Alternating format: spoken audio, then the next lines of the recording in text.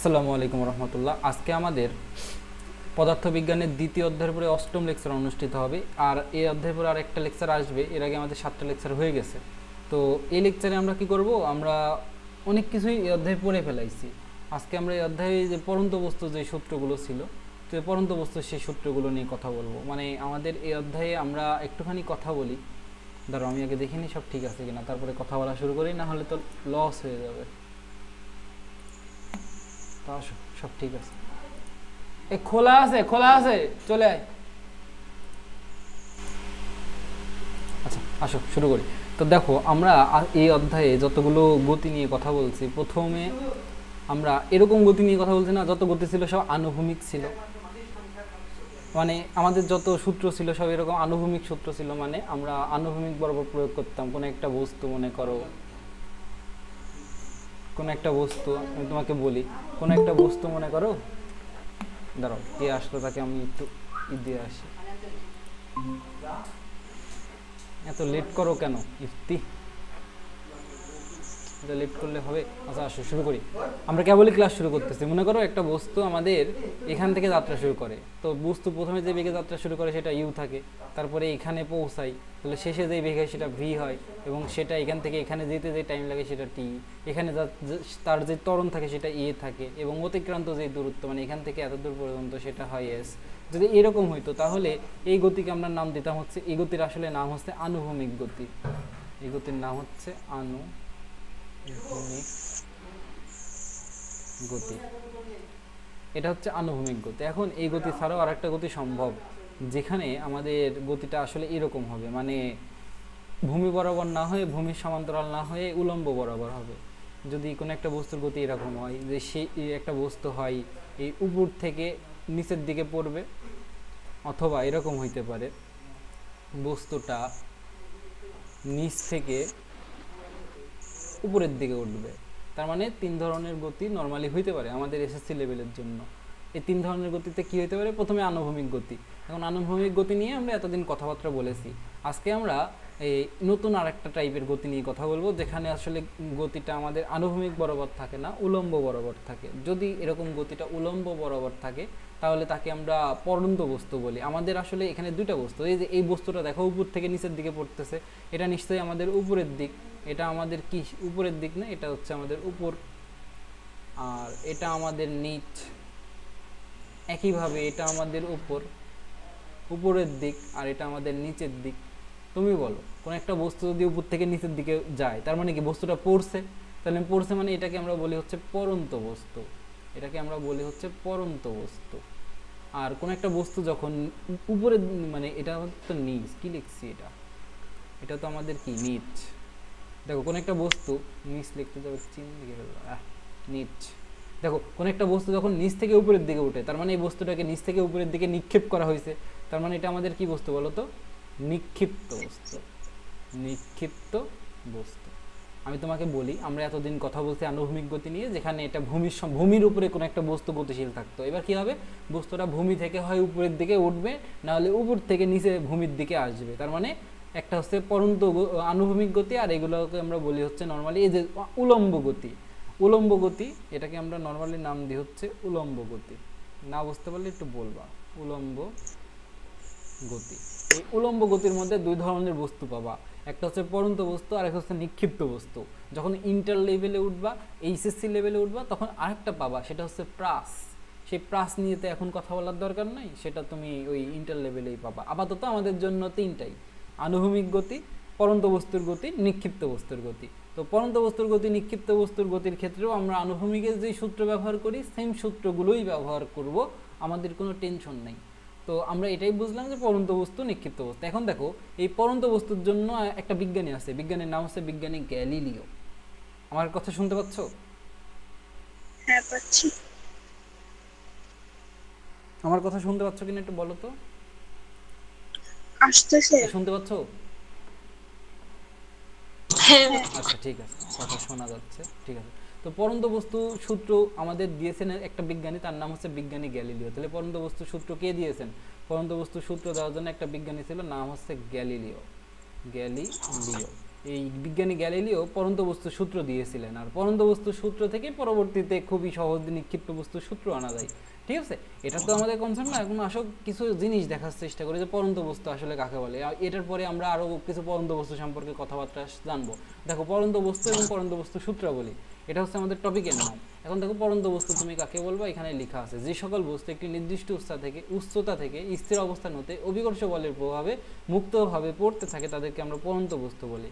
আসো আমরা প্রত্যেকটা কথা একটু বোঝার চেষ্টা করি। যেসব বস্তু একটি নির্দিষ্ট উচ্চতা থেকে, মনে করো এটা আমাদের ভূমি, ঠিক আছে, এটা হচ্ছে আমাদের ভূমি, এখান থেকে বস্তুটা মানে ভূমি। এখন পরন্ত বস্তু মানে কি, বস্তুটা উপর থেকে নিচের দিকে পড়বে আর কি। পরন্ত বস্তু মানে হচ্ছে এটা, বস্তুটা কি করবে, উপর থেকে নিচের দিকে পড়বে। তা আসো কি দাগ দিলাম,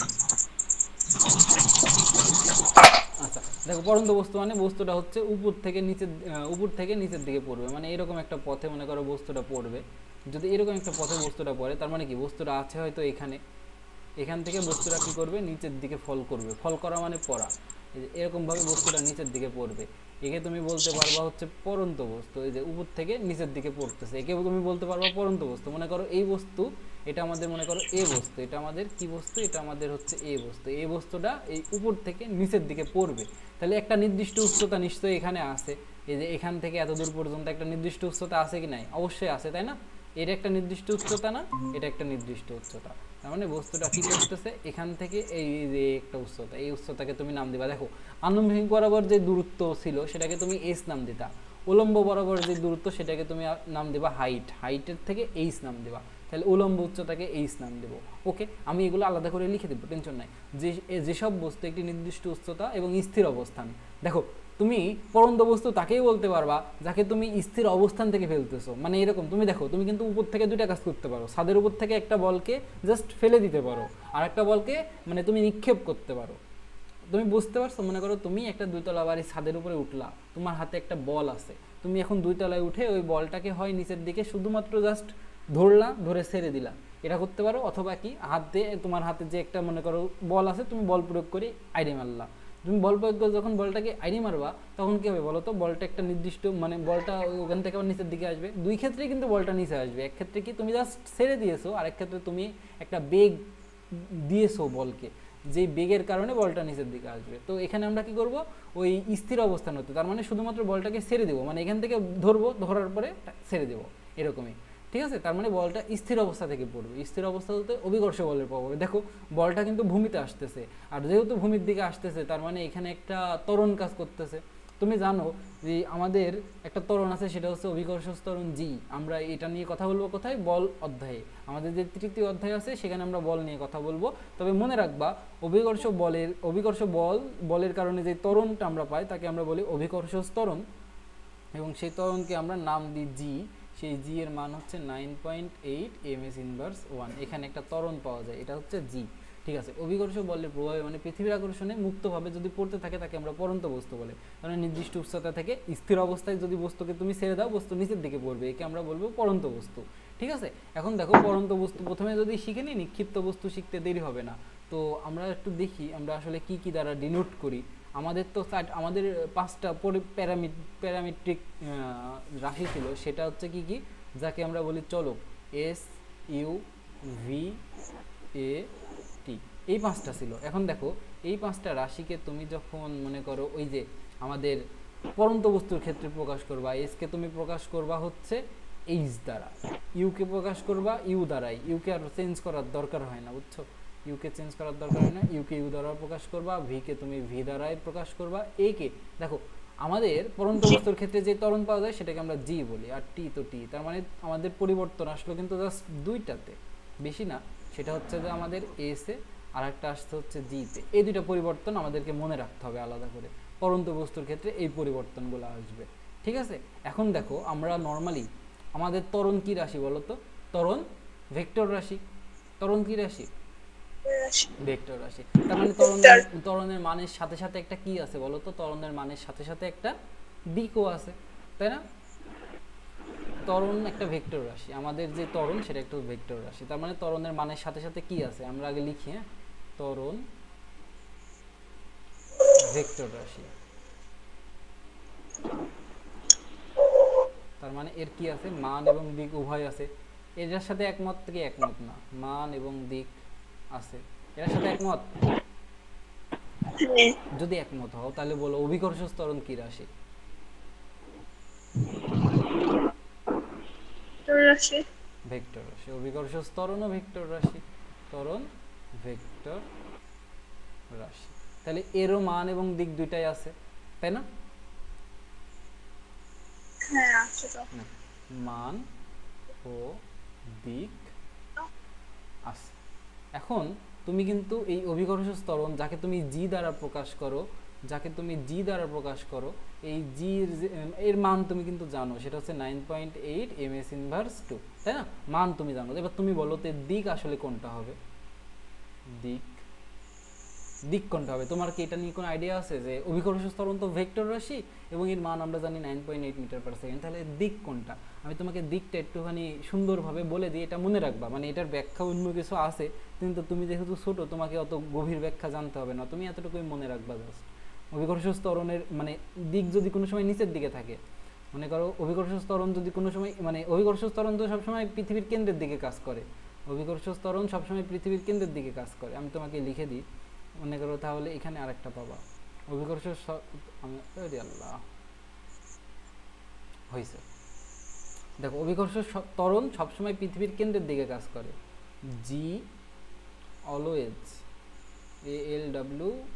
ALWAYS অলওয়েজ পৃথিবীর কেন্দ্রের দিকে কাজ করে, পৃথিবীর কেন্দ্রের দিকে কাজ করে।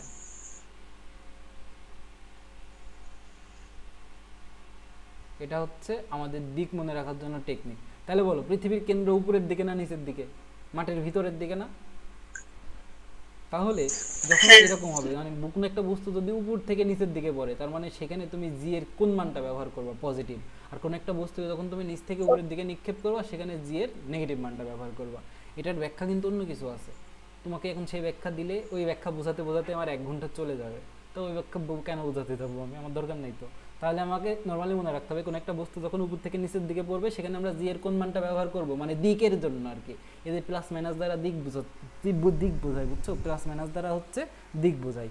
কোনো জায়গায় তুমি যদি দেখো জি এর মান 9.8 মিটার পার সেকেন্ড দেওয়া শুধু, তার মানে কি ওইটা মনে রাখবা বস্তুটা উপর থেকে নিচের দিকে পড়ছে। আর কোনো জায়গায় জি এর মান যদি দেখো -9.8 মিটার পার সেকেন্ড, এর অর্থ হচ্ছে বস্তুটা নিচ থেকে উপরের দিকে যাচ্ছে। এতটুকু কথা বুঝতে পেরেছো? হ্যাঁ বুঝছি। আচ্ছা তাহলে তুমি বলো তো পরন্ত বস্তুর ক্ষেত্রে জি এর মান পজিটিভ হবে না নেগেটিভ হবে? পজিটিভ। পজিটিভ। পরন্ত বস্তু, এটার জন্য জি এর মান হবে +9.8 ms ইনভার্স 2। আর নিক্ষিপ্ত বস্তুর জন্য কি হবে প্লাসটা বলো? নিক্ষিপ্ত বস্তুর জন্য কি হবে? মাইনাস শোনো, প্লাস তো না দিলেও চলে, কিন্তু এমনি আমি তো এখানে দিক নিয়ে কথা বলতেছি, সেজন্য আর কি প্লাসটা আলাদা করে দিলাম, তোমার চোখে যাতে বাঁধে এই জন্য। তো এই হচ্ছে আমাদের জি এর দিক নিয়ে কথাবার্তা, আর কোনোটার দিক নিয়ে এরকম ঝামেলা এইখানে নাই অন্তত। তো চলো আমরা এখন পরন্ত বস্তুর জন্য আমাদের কি কি দরকার সেগুলো নিয়ে কথা আমরা বলতে পারি। তো এগুলো আমরা দেখব। দেখো পরন্ত বস্তুর 3টি শর্ত আমরা পরে দেখব।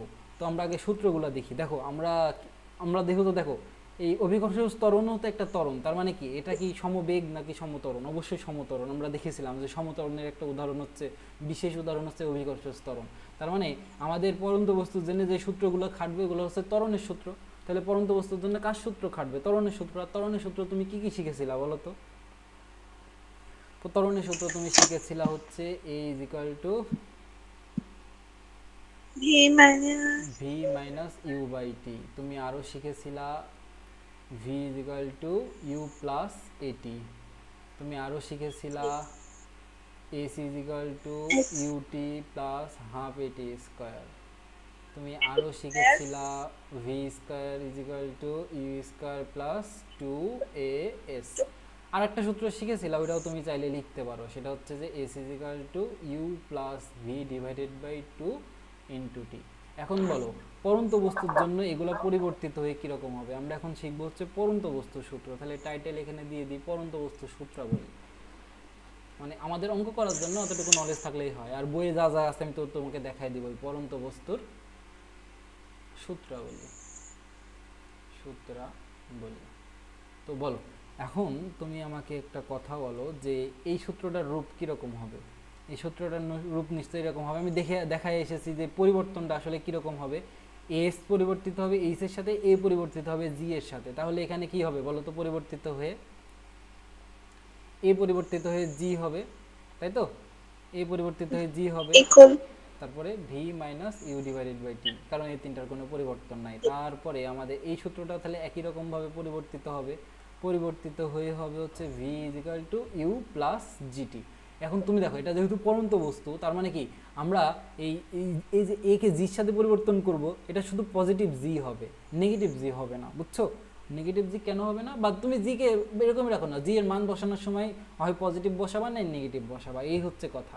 নাহলে একবারেই নেগেটিভ করতে পারো। এটা আমি এখন বোঝাতে চাচ্ছি। আমি বলতে চাচ্ছি পরন্ত বস্তুর ক্ষেত্রে তুমি জিকে, তুমি দেখো জি এর মান কিন্তু তুমি একবার হয় পরন্ত বস্তুর ক্ষেত্রে জি এর মান পজিটিভ নিচ্ছ, নিক্ষিপ্ত বস্তুর ক্ষেত্রে জি এর মান নেগেটিভ নিচ্ছ। তার মানে কিন্তু জিকে তুমি শুধু জি লিখলা, আর যখন মান বসাবা তখন জি এর মান হয় প্লাস জি বসাবা, না হলে মাইনাস জি বসাবা। আর না হলে আমি তোমাকে আরেকটা টেকনিক শিখাই দেবো নিক্ষিপ্ত বস্তুর ক্ষেত্রে, তখন তুমি এটা ভালোভাবে বুঝবা।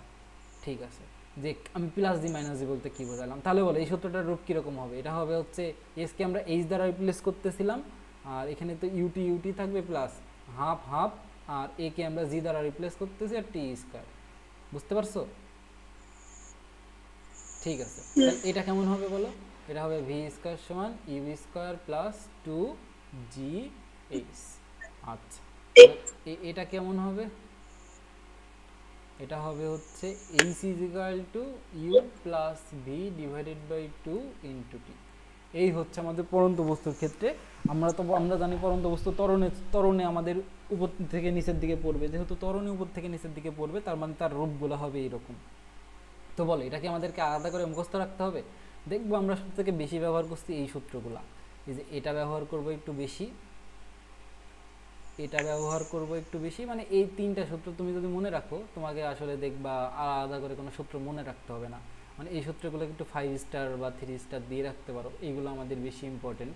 পরন্ত বস্তুর ম্যাথগুলোর ক্ষেত্রে দেখবা এই সূত্রগুলো খুব বেশি লাগে। এখন দেখো কোনো একটা বস্তুকে যদি পরন্ত বস্তু বলতে হয়, তো আমরা তো বুঝলাম যে সেটার শর্ত হচ্ছে তাকে উপর থেকে নিচের দিকে পড়তে হবে, তাকে একটা নির্দিষ্ট উচ্চতা থেকে পড়তে হবে, তাকে স্থির অবস্থান থেকে পড়তে হবে। তুমি যখন উপর থেকে নিচের দিকে একটা বস্তুকে তুমি একটা বেগে ফেলবা, তার মানে তুমি বস্তুটাকে নিক্ষেপ করতেছো। তার মানে নিক্ষিপ্ত বস্তু উপর থেকে নিচেও পড়তে পারে, নিচ থেকে উপরেও যাইতে পারে। কিন্তু পরন্ত বস্তু মানে কি? একটা নির্দিষ্ট উচ্চতা থেকে পড়বে, একটা স্থির অবস্থা থেকে পড়বে এবং মুক্তভাবে অভিকর্ষের টানে পড়বে। তো সেই কথাগুলো এখানে লেখা আছে, দেখো এখানে লেখা আছে যে তিনটি শর্ত আছে পরন্ত বস্তু হওয়ার জন্য। নির্দিষ্ট উচ্চতা থেকে পড়বে, স্থির অবস্থা থেকে পড়বে এবং মুক্তভাবে পড়তে হবে। তো মুক্তভাবে পড়তে হবে মানে কি?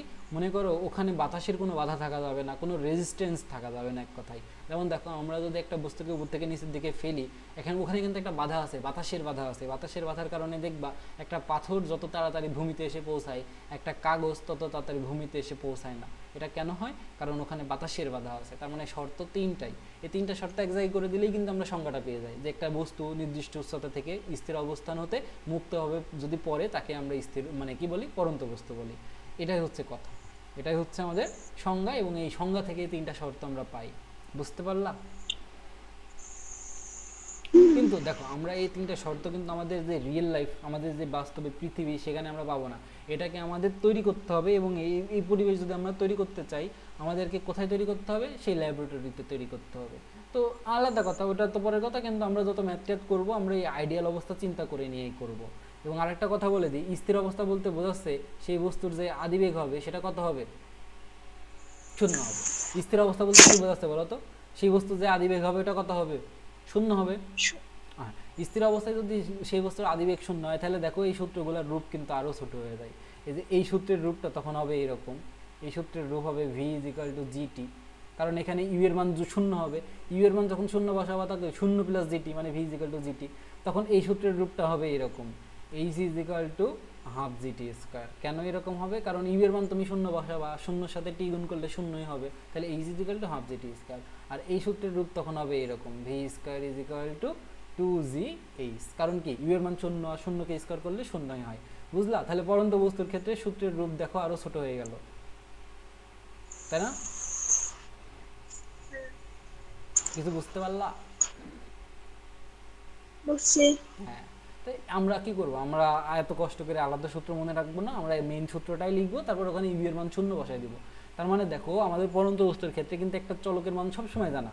পরন্ত বস্তু মানেই সেখানে কত, আদিবেগ কত, পরন্ত বস্তু মানে আদিবেগ শূন্য। আমি কথাটা লিখে দিই, নোট। স্থির। পরন্ত বস্তু মানেই তার আদিবেগ শূন্য, মানে বস্তুটা স্থির অবস্থা থেকে পড়বে। পরন্ত বস্তু মানেই পরন্ত, এই কথাগুলো কিন্তু কোনো বইয়ে লেখা পাবা না, কিন্তু এগুলো ম্যাথ করতে কাজে লাগে। পরন্ত বস্তু মানেই আদিবেগ। U is equal to 0। এইটাই হচ্ছে আমাদের কথা। তো আসো তারপরে আমরা যাই। তো পরন্ত বস্তুর সূত্রাবলী, পরন্ত বস্তুর সূত্রাবলী 3টা সূত্র আছে পরন্ত বস্তুর, ঠিক আছে। আমরা তো এগুলো দেখলাম হচ্ছে পরন্ত বস্তুর ক্ষেত্রে ওই 3টা সূত্রই বিজ্ঞানী গ্যালিলিও আর কি আলাদাভাবে প্রমাণ করে তিনি ক্রেডিট নিয়েছেন। আলাদাভাবে প্রমাণ করে বলতে তিনি সূত্রগুলোকে একটু কথায় লিখেছেন। আসো দেখি সূত্রগুলো কি কি। তো পরন্ত বস্তুর সূত্র বিজ্ঞানী গ্যালিলিও 3টা সূত্র প্রদান করেন, এদেরকে আমরা পরন্ত বস্তু মানে এদেরকে পরন্ত বস্তু সূত্র বলে। তবে এই সূত্রগুলো কেবল স্থির অবস্থান থেকে বিনা বাধায় পড়ার ক্ষেত্রে মানে প্রযোজ্য আর কি। এটা কেন, কারণ এই যে পরন্ত বস্তু হওয়ার জন্য তো শর্ত এই 3টা। প্রথম শর্ত হচ্ছে নির্দিষ্ট উচ্চতা থেকে পড়তে হবে, স্থির অবস্থা থেকে পড়তে হবে, তারপরে শর্ত হচ্ছে মুক্তভাবে পড়তে হবে। তো দেখো তো এদের তাহলে শর্ত তো এটা থাকবেই, স্থির অবস্থা থেকে পড়বে, মুক্তভাবে পড়বে, অর্থাৎ বিনা বাধাই পড়বে। এটাই হচ্ছে পরন্ত বস্তু সূত্রাবলীর শর্ত। তো দেখো এখন আমাদের প্রথম যে সূত্র সেটা বলছে স্থির অবস্থান এবং একই অবস্থান থেকে বিনাভাবে পরন্ত সকল বস্তু সমান সময়ে সমান পথ অতিক্রম করবে।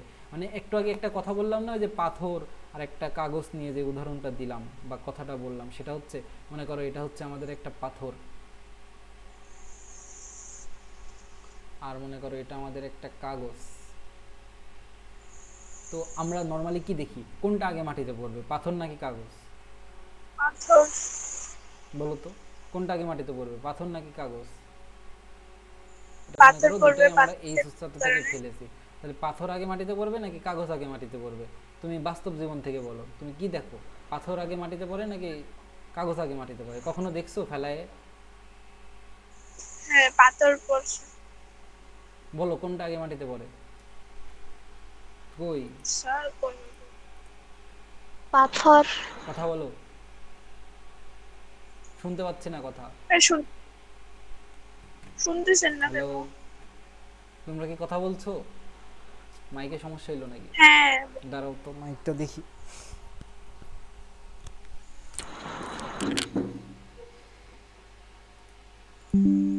মাইকে সমস্যা হয়েছে, দাঁড়াও, মাইকে সমস্যা হয়েছে, একটু দাঁড়াও।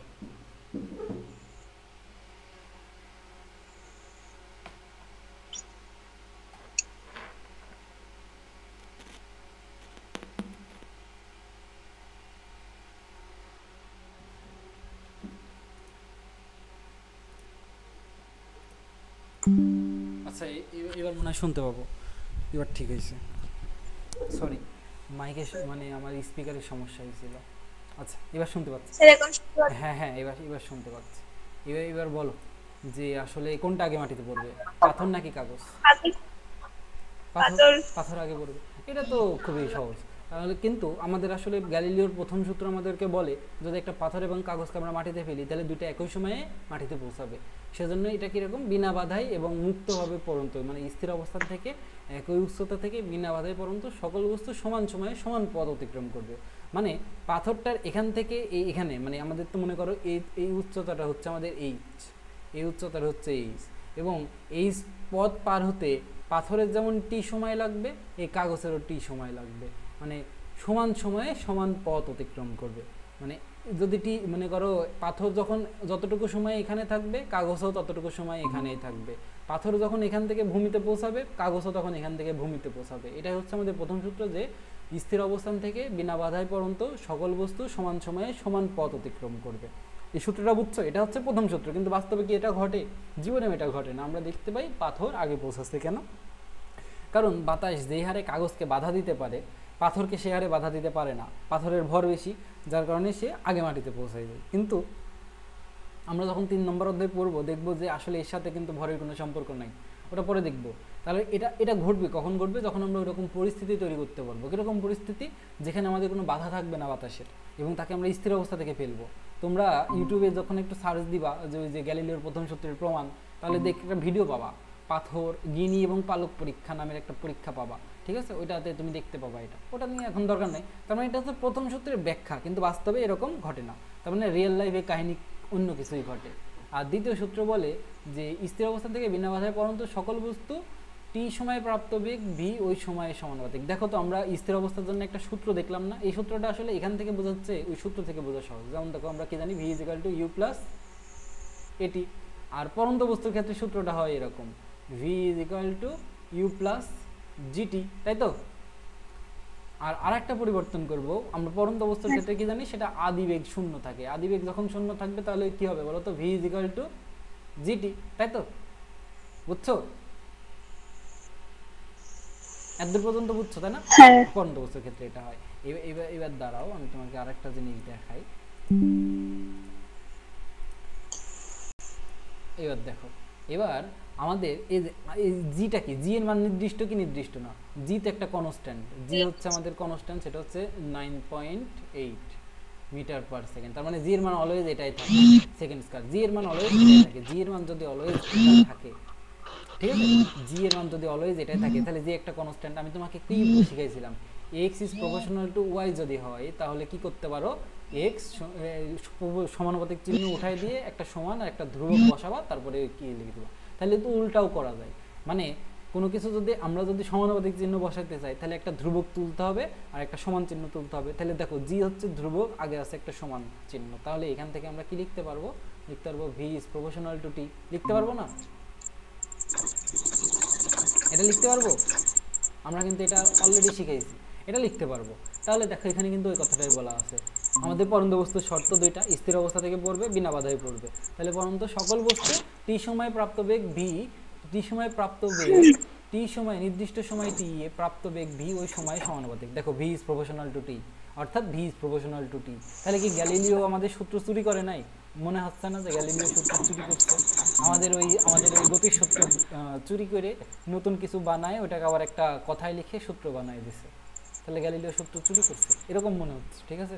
কিন্তু আসলে এটা ব্যাখ্যা করছে উনি, তাই আর কি এগুলাকে ওনার সূত্র বলা হয়, গ্যালিলিওর পরন্ত বস্তুর সূত্র বলা হয়। তো এটাই হচ্ছে কথা। এই সূত্রটা বুঝতে পারলা যে দ্বিতীয় সূত্রটা কেন এরকম? একই কথা, যে পরন্ত বস্তুর জন্য শর্ত কি কি, সেটা বিনা বাধায় পড়বে, মুক্ত অবস্থায় পড়বে, স্থির অবস্থা থেকে পড়বে। আর তারপরে কি, ওই পরন্ত বস্তুর যে মানে মানে যে বেগ, সেটা হবে সময়ের সমানুপাতিক। এখানে ওটাই বলা আছে, বেগ সময়ের সমানুপাতিক, বেগ সময়ের সমানুপাতিক। ওকে, আমি আশা করি এটা বুঝতে পারছো। আসলে তৃতীয় সূত্র কি, তৃতীয় সূত্র গ্যালিলিও চুরি করছে আমাদের। কোন সূত্র থেকে চুরি করছে আসো দেখি। আমরা বেগের গতির যে সূত্র দেখছিলাম, সেটা ছিল S is equal to UT plus half AT square, ঠিক আছে। এটা যখন পরন্ত বস্তু সূত্রের জন্য কনভার্ট করেছিলাম, তখন সূত্রটা হয়েছিল এরকম, H is equal to UT plus half GT square, এরকম হয়েছিল, ঠিক আছে। আর আমরা জানি আমাদের যে পরন্ত বস্তুর ক্ষেত্রে আমাদের আদিবেগ হয় হচ্ছে শূন্য। আর আদিবেগ যখন শূন্য হয়, তখন বস্তুর মানে যে সূত্রের রূপ, সেটা হয়তো এরকম, ইউ এর মান তুমি শূন্য বসাবা, তার মানে কি ইউটিও শূন্য হয়ে যাবে, তার মানে এখানে হবে হয়তো কত, হাফ জি টি স্কয়ার। আবার একই কথা, সেটা কি, সেটা হচ্ছে যে দেখো, এক্স ইজ প্রপোর্শনাল যদি ওয়াই হয়, তাহলে কি সমানুপাতিক চিহ্ন উঠাই একটা সমান আর একটা ধ্রুবক আমরা বসাবো। তাহলে উল্টা কাজও করা যাবে, একটা সমান আর একটা ধ্রুবক তুলে দিলে সমানুপাতিক চিহ্ন বসাইতে পারবো। এখানেও সেম কাজ করা যাবে। এই দেখো, জি এর মান 9.8, সেটা একটা ধ্রুবক।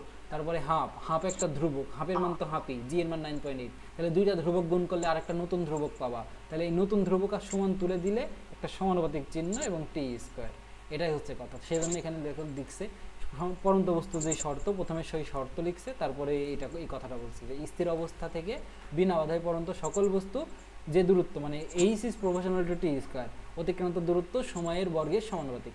অতিক্রান্ত দূরত্ব, দেখো অতিক্রান্ত দূরত্ব সময়ের বর্গের সমানুপাতিক, এই কথাটাই বলছে। তার মানে এইচ ইজ প্রপোর্শনাল টু কত, টি স্কয়ার। বুঝতে পারলা? কিছু বুঝলা? বলো, কিছু বুঝছো কি বুঝো নাই? আচ্ছা, এবার আরেকটা জিনিস একটু বুঝাই দিই, এটা বাস্তবে মানে আমাদের সামনে আরো অনেক জায়গায় কাজে লাগবে। সেটা হচ্ছে যে, মনে করো তিনটা বস্তু চিন্তা করি, এটা আমাদের একটা বস্তু এ বস্তু, এটা আমাদের আর একটা বস্তু, সেটা হচ্ছে আমাদের বি বস্তু। তাহলে তো কালার অন্য দেওয়া উচিত। এটা মনে করো আমাদের বি বস্তু, আর আরেকটা বস্তু আমরা নিব, সেটা হচ্ছে আমাদের সি বস্তু, এটা আমাদের সি বস্তু। আর এটা আমাদের মনে করো ভূমি, ঠিক আছে, এটা আমাদের হচ্ছে ভূমি, এখন মনে করো তিনটা বস্তু তো নিচে পড়বে, তাহলে তিনটা বস্তু যেই মনে করো এই বস্তুটা আমাদের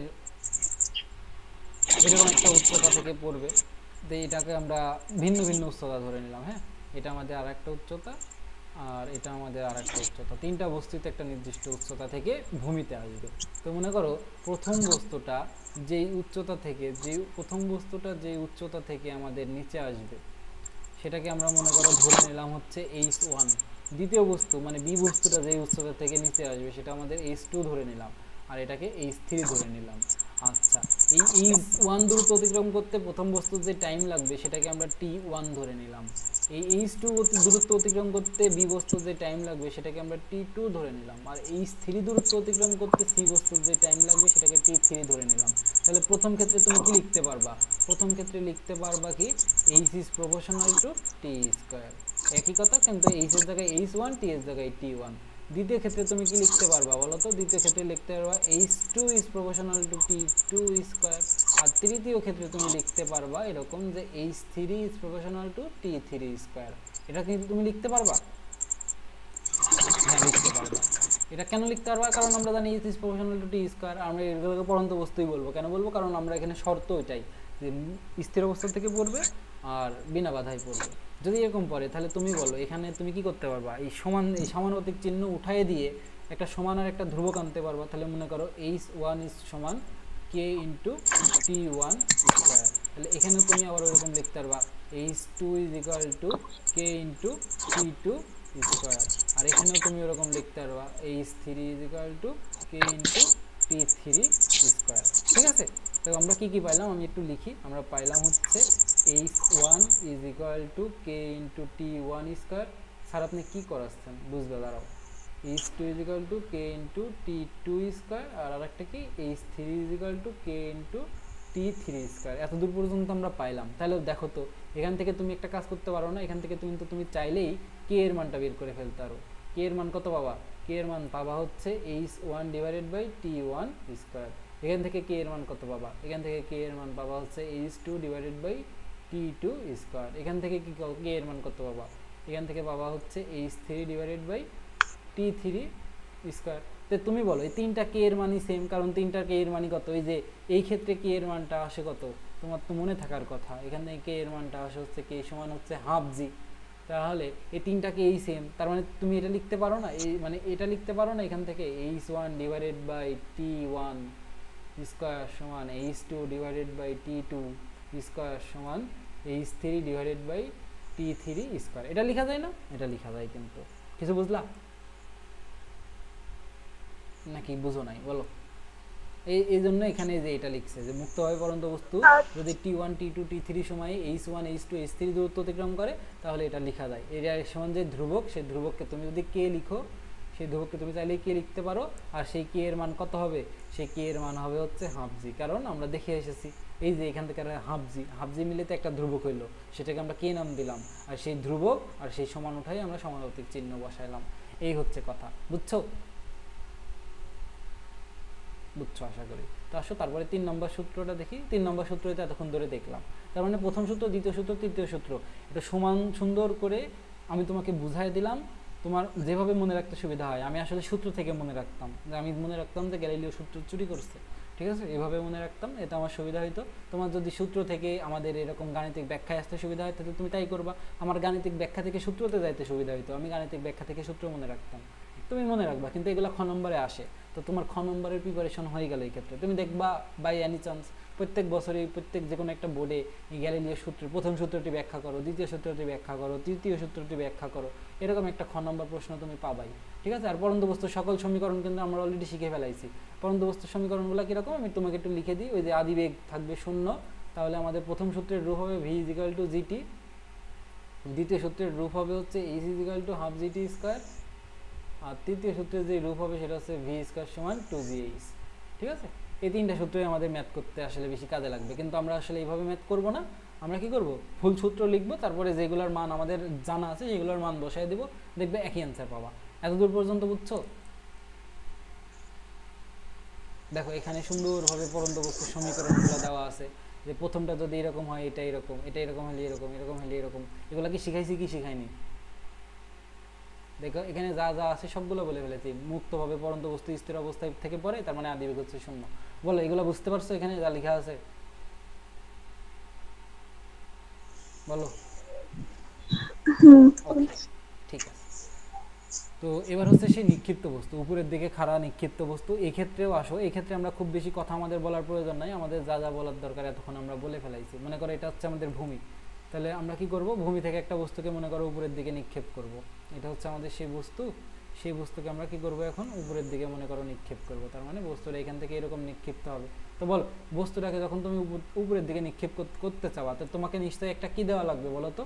এমনি এমনি তো বস্তু উপরের দিকে উঠবে না, সেখানে একটা কি দেওয়া লাগবে? বলো কি দেওয়া লাগবে? বেগ দেওয়া লাগবে। বস্তু কি এমনি এমনি উঠে যাবে? বস্তু তো আর এমনি এমনি উঠবে না। দেখো পৃথিবী থেকে আকর্ষণ করে ধরে আছে, কিন্তু তুমি যদি এটাকে উপরে উঠাতে চাও, তার মানে তোমাকে একটা বেগ দেওয়া লাগবে। তার মানে এর একটা আদি বেগ থাকবে, আদি বেগ। তুমি বলো, তুমি একটা বলকে যখন তুমি নিচ থেকে উপরের দিকে নিক্ষেপ করো, সেই বলটা আবার ভূমিতে ফিরে আসে কি আসে না? ফিরে আসে। কেন ফিরে হ্যাঁ আসে? আসে তো। কেন ফিরে আসে? তাহলে একসময় তার বেগটা নিশ্চয়ই শূন্য হয়ে যায়, তাই না? একসময় বেগ শূন্য হয়ে গেলে মনে করো একটা বস্তু, তার একটা আদিবেগ আছে, সেই বেগটা আস্তে আস্তে কমবে, কমতে কমতে কমতে কমতে কি হবে, একসময় তার বেগটা মনে করো এরকম একটা পজিশনে আইসে শূন্য হইল। এরকম একটা পজিশনে আইসে তার বেগটা হইলো শূন্য। তার মানে এখানে তার যে শেষ বেগ ভি, সেটা হচ্ছে আমাদের শেষ বেগ, ভি হচ্ছে শেষ বেগ, ভি সেটা হচ্ছে শূন্য। শূন্য হওয়ার পরে তো বস্তুটা আবার কি করে, এখান থেকে আবার নিচে পড়তে শুরু করে, তাই না? শূন্য হয় তখন আবার বেগটা নিচে পড়তে শুরু করে। তার মানে দেখো নিক্ষিপ্ত বস্তু উঠার সময় কিন্তু কি, নিক্ষিপ্ত বস্তু শুধু উঠার সময়, সে কিন্তু নামার সময়ও কিন্তু আবার পড়ন্ত বস্তু হয়ে যায়। তার মানে এখানে কিন্তু দুইটা কেস হয়। একটা বলকে তুমি যখন নিচ থেকে উপরের দিকে নিক্ষেপ করবা, সে সর্বোচ্চ উচ্চতায় উঠার আগ পর্যন্ত, সর্বোচ্চ উচ্চতায় উঠার আগ পর্যন্ত সে হচ্ছে আমাদের নিক্ষিপ্ত বস্তু। আর সে যখন সর্বোচ্চ উচ্চতায় উঠে যায়, অর্থাৎ সর্বোচ্চ উচ্চতায় উঠে যাওয়ার মানে কি, তার শেষ বেগটা শূন্য হয়ে যায়। দেখো শেষ বেগ যদি শূন্য না হইতো, সে তো আরো উপরে উঠতো, সে আর উপরে উঠছে না, নিচে পড়তে শুরু করছে, তার মানে তো তার শেষ বেগটা শূন্য হয়েছে। এই কথাটা কি বুঝতে পারছো? আমি তোমাকে আরেকবার বলি সুন্দরভাবে বোঝো। একটা বলকে তুমি যখন নিচ থেকে উপরের দিকে নিক্ষেপ করবা, একটা বলকে তুমি যখন উপর থেকে নিচ থেকে উপরের দিকে নিক্ষেপ করবা, সরি, একটা বলকে তুমি যখন নিচ থেকে উপরের দিকে নিক্ষেপ করবা, তখন সেই বলের একটা বেগ তোমাকে দেওয়াই লাগবে নিক্ষেপ করতে হলে। তুমি মনে করো একটা আদিবেগ দিলা, তো এখন সেই আদিবেগটা তো সে আস্তে আস্তে কমবে, কমতে কমতে একসময় শূন্য হবে। কেন শূন্য হবে? না হলে তার বেগ যদি শূন্য হতো, সে তো সবসময় উপরের দিকে উঠতেই থাকতো, উঠতেই থাকতো, উঠতেই থাকতো, নিচে নামতো না। সে যেহেতু উপরের দিকে একটা নির্দিষ্ট উচ্চতা ওঠার পরে নিচে নামে, তার মানে তার বেগটার ওই আদিবেগের সমান থাকে না, কমতে কমতে শূন্য হয়। তো শূন্য হওয়ার পরে সে আবার নিচের দিকে নামতে শুরু করে। পুরো কাহিনীটা বুঝতে পারছো? আচ্ছা, তার মানে দেখো এখানেও কিন্তু কি, সেই অভিকর্ষ বলের কারণেই উপরে উঠছে, অভিকর্ষ বলের বিরুদ্ধে উপরে উঠছে, আবার অভিকর্ষ বলের কারণে নিচে নামছে। আমরা বল কই শিখবো? 3 নম্বর অধ্যায়ে শিখবো। সেজন্য এখানে আসলে বলের কথা আমার বলতে ইচ্ছা করছে না, কারণ কি আমরা এখনো বল সম্পর্কে কিছু জানি না, আমি ধরে নিয়েছি। তো দেখো আমাদের অত কিছু ধরার দরকার নেই। তবে আমরা এখন কি করব, শুধুমাত্র উপরের দিকে উঠা নিয়ে আলোচনা করব। আমরা এখন কি করব, শুধুমাত্র উপরের দিকে উঠা নিয়ে আলোচনা করব। তার মানে এখানে আমাদের ওই যে নিচের দিকে পড়ার এই ব্যাপারটা নাই, এই যে এই ব্যাপারটা আসলে এখানে নাই, যে নিচের দিকে যে পড়তেছে এই ব্যাপারটা নাই। সেই বস্তুটা শুধুমাত্র উপরের দিকে উঠবে, আমরা এটা ধরে নিয়েছি। তাহলে উপরের দিকে যখন উঠবে, তার মানে কি বলেছিলাম দেখো তো, আমাদের যদি নিচের দিকে জি এর মান পজিটিভ ধরেছিলাম, তাহলে উপরের দিকে জি এর মান তুমি কি ধরবা? নেগেটিভ। নেগেটিভ। তার মানে এই জায়গাটায় জি এর মান হচ্ছে পজিটিভ, এই জায়গাটায় জি এর মান হচ্ছে নেগেটিভ। এটা এটা আসলে আমাদের এখানে ইউজ করতে হবে। তার মানে দেখো আমাদের কিন্তু এখানে কি করতে হবে, জি এর মানকে মাইনাস জি হিসাবে ইউজ করতে হবে। তুমি যখন জি এর মানকে মাইনাস জি হিসাবে ইউজ করবা, তখন তুমি জি এর মান কিন্তু শুধু 9.8 বসাবা। তুমি যখন জি এর মানকে নিক্ষিপ্ত বস্তুর ক্ষেত্রে, নিক্ষিপ্ত বস্তুর ক্ষেত্রে জি এর মানকে জি হিসাবে ব্যবহার করবা, তখন তখন তুমি যখন সূত্রে বসাবা, তখন জি এর মান কিন্তু -9.8 ইউজ করতে হবে। তুমি বলো তোমার জন্য কোনটা সহজ হয়? তুমি বোঝো, জি এর মানকে আমরা যখন জি হিসেবে লিখবো নিক্ষিপ্ত বস্তুর ক্ষেত্রে, তখন আমাদের জি এর মান বসাতে হবে -9.8। আর জি এর মানকে তুমি যখন মাইনাস জি হিসেবে লিখবা, মানে মাইনাস চিহ্নটা তুমি আগেই নিয়ে এসে দিলা, তাহলে জি এর মান তুমি শুধু 9.8 বসাবা। তো তুমি বলো কোনটা ইউজ করতে চাও, প্রথমটা নাকি দ্বিতীয়টা? দ্বিতীয়। দ্বিতীয়টা। ভালো কথা, আমরা দ্বিতীয়টাই ব্যবহার করব। তা দেখো আমাদের কিন্তু এখানে ওই আর কি 3টা সূত্রই আমাদের আমাদের আমাদের যে গতির সূত্র আমরা শিখেছিলাম, সেটা শিখেছিলাম হচ্ছে V is equal to you plus AT, এটা শিখেছিলাম। আরেকটা শিখেছিলাম কি, আমাদের আরেকটা শিখেছিলাম এইচ ইজিক্যাল টু কত, UT plus half AT square. আরেকটা শিখেছিলাম কি, আরেকটা শিখেছিলাম হচ্ছে ভি স্কোয়ার সমান ইউ স্কোয়ার প্লাস 2as। তো এই সূত্রগুলো আমাদের পরন্ত বস্তু বা নিক্ষিপ্ত বস্তুর ক্ষেত্রে কিভাবে পরিবর্তিত হয় আসো দেখি। দেখো এই এই যে আমার ভি তো ভি থাকবে, ইউ ইউ থাকবে, আর এটা হয়ে যাবে জি জিটি। এখন এখানে কি হবে, এখানে এসটা হয়ে যাবে এইচ, আর ইউটি তো ইউটি থাকবে কারণ ইউটির তো কোনো পরিবর্তন হয় না, কিন্তু এখানে হাফ এটা হয়ে যাবে জি, আর এখানে টি স্কোয়ার ছিল টি স্কোয়ার, এই তো। আর এখানে কি হবে, ভি স্কোয়ার সমান ইউ স্কোয়ার প্লাস 2gh। এ কে আমরা জি দ্বারা রিপ্লেস করি, এস কে আমরা এইচ দ্বারা রিপ্লেস করি, এটাই করতে হবে। কিন্তু এখানে জি এর মান হচ্ছে 9.8। তুমি যদি এরকম ব্যবহার করো তাহলে এই তিন ক্ষেত্রে জি এর মান তুমি বসাবা হচ্ছে, জি এর মান তুমি বসাবা হচ্ছে -9.8 এম এস ইনভার্স 2। বুঝতে পারলা? কিন্তু তুমি যদি মাইনাস না বসাতে চাও তাহলে তোমাকে সূত্রগুলোর রূপ আসলে এরকম করতে হবে। কীরকম করতে হবে আমি আসলে একটু লিখে দিই, তোমার জন্য সুবিধা হবে। তুমি যদি জি এর মানটা এরকম ইউজ করতে চাও তাহলে তোমাকে ইউজ করতে হবে V is equal to you minus GT. Minus GT কেন আমি তোমাকে আরেকবার বলি, মনে করো এখানে প্লাস ছিল কিন্তু জি এর মান তুমি বসাচ্ছ মাইনাস জি ইন্টু টি, তাহলে সূত্রের রূপটা কেমন হলো বলো তো, V is equal to you minus GT. বুঝতে পারলা? কিন্তু এখানে জি এর মান তোমাকে বসাতে হবে 9.8। আচ্ছা, 2 নম্বর আমাদের সূত্রের রূপ হবে এরকম, H is equal to UT minus half AT square, এটা। আর তৃতীয় সূত্রের রূপ হবে এরকম, সেটা হবে যে V square is equal to you square minus 2gh। কেন 2gh? জি এর মান তুমি মাইনাস জি বসাচ্ছ, তাহলে মাইনাস আর প্লাসে মাইনাস হয়ে যাবে, এই আর কি। তাহলে এই তিনটা ক্ষেত্রে, এই যে এই তিনটা ক্ষেত্রে আমাদের জি এর মান আমরা কত ইউজ করব অঙ্কের ক্ষেত্রে, জি এর মান ইউজ করব হচ্ছে 9.8 এমএস ইনভার্স 1। তুমি যদি দুইটাই মনে রাখতে দাও পরীক্ষায় তুমি ভুল করে আসবা শিওর। আমি তোমাকে রেকমেন্ড করব পরন্তু নিক্ষিপ্ত বস্তুর ক্ষেত্রে এই সূত্রগুলোকে এইভাবে মনে রাখতে, V is equal to you minus GT, H is equal to UT minus half AT square, আর ভি স্কোয়ার সমান ইউ স্কোয়ার মাইনাস 2gh। ঠিক আছে? তাহলে আমি আসো তোমাকে সূত্রগুলো আলাদাভাবে নোট করে দিই আমাদের যেগুলো কাজে লাগবে পরন্ত বস্তুর জন্য। আমরা প্রথমে শিখব পরন্ত বস্তুর জন্য, তারপরে দেখব নিক্ষিপ্ত বস্তুর জন্য। পরন্ত বস্তুর জন্য, পরন্ত বস্তুর জন্য আমরা কি কি সূত্র শিখলাম? শিখলাম হচ্ছে V is equal to you plus GT, আমরা দেখলাম হচ্ছে H is equal to UT plus half G T square, আরেকটা দেখলাম হচ্ছে ভি স্কোয়ার সমান ইউ স্কোয়ার প্লাস 2gh। এই সূত্রগুলোকে যদি একটু মডিফাই করে লিখতে চাই তাহলে এইভাবে লেখা যায় যে প্রথম সূত্রটাকে লিখতে পারি, বা প্রথম সূত্রটাকে লিখতে পারবো ভি ইজিক্যাল টু জিটি কারণ ইউ এর মান 0। দ্বিতীয় সূত্রটাকে লিখতে পারবো H is equal to half GT square, এভাবে লেখা যায়। অথবা V square is equal two 2gh। এই হচ্ছে আমাদের পরন্ত বস্তুর জন্য সূত্রগুলো গেল। আর নিক্ষিপ্ত বস্তুর জন্য সূত্রগুলোকে তুমি এইভাবে মনে রাখতে পারো। নিক্ষিপ্ত বস্তু সূত্রগুলোকে আলাদাভাবে মনে রাখাটা গুরুত্বপূর্ণ। নিক্ষিপ্ত বস্তুর জন্য কীভাবে মনে রাখতে পারো, v is equal to you minus g t. আচ্ছা, আর কি মনে রাখতে পারো, h is equal to UT minus half GT square. আর এখানে কি মনে রাখতে পারো, v square is equal to you square minus 2gh। তবে এই ক্ষেত্রে জি এর মান তুমি কোনটা ইউজ করবা, জি এর মান ইউজ করবা হচ্ছে জি ইজিক্যাল টু 9.8 এমএস ইনভার্স 2। কেন? কারণ মাইনাসকে তো আমরা আগে এনেই রেখেছি, সেজন্য আর কি মাইনাসের কথা এখানে আনার দরকার নেই। মাইনাসকে তুমি যদি আগে না আনতা তাহলে তোমাকে ওই জি এর মানটা -9.8 ইউজ করতে হতো, এই আর কথা। ঠিক আছে? তাহলে এই ক্ষেত্রে আমাদের কি হয়, এই ক্ষেত্রে আমাদের আদিবেগটা শূন্য হয়। এই ক্ষেত্রে আমাদের কি হয় দেখো, এই ক্ষেত্রে আমাদের আসলে যেটা হয় সেটা হচ্ছে যে বস্তুর আদিবেগ সেটা শূন্য হয়, আর এই ক্ষেত্রে বস্তুর শেষ বেগটা শূন্য হয়। এই দুটা কথা কি মনে থাকবে? আমাদের পরন্ত বস্তুর ক্ষেত্রে বস্তুর আদিবেগ শূন্য হয়, আর নিক্ষিপ্ত বস্তুর ক্ষেত্রে বস্তুর শেষ বেগ শূন্য হয়। বলো এতটুকু মনে থাকবে কিনা? হ্যাঁ, পরন্ত বস্তুর ক্ষেত্রে বস্তুর আদিবেগ শূন্য হয়, নিক্ষিপ্ত বস্তুর ক্ষেত্রে বস্তুর শেষ বেগ শূন্য হয়। আর তিনটা সূত্রে ব্যবহার করা হয় আর কি। এভাবে মনে রাখতে পারলে দেখবো অঙ্কের ক্ষেত্রে তুমি অনেক সুবিধা পাবা। তো এই হচ্ছে আমাদের খাড়া উপরের দিকে নিক্ষিপ্ত বস্তু। দেখো আমাদের এগুলো সম্পর্কে আমরা পরে শিখব।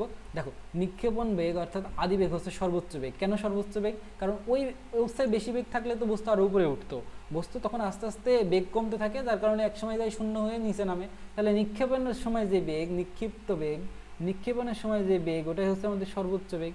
এটা নিয়ে তো কোনো ডাউট নাই। আর বস্তু যেহেতু অভিকর্ষ বলের বিপরীতে যাচ্ছে, তাই প্রতি সেকেন্ডে ওর বেগ হচ্ছে 9.8 মিটার পার সেকেন্ড করে হ্রাস পায়। বেগ হ্রাস পাওয়ার জন্য তো একসময় বস্তুর বেগটা শূন্য হয়ে যায়।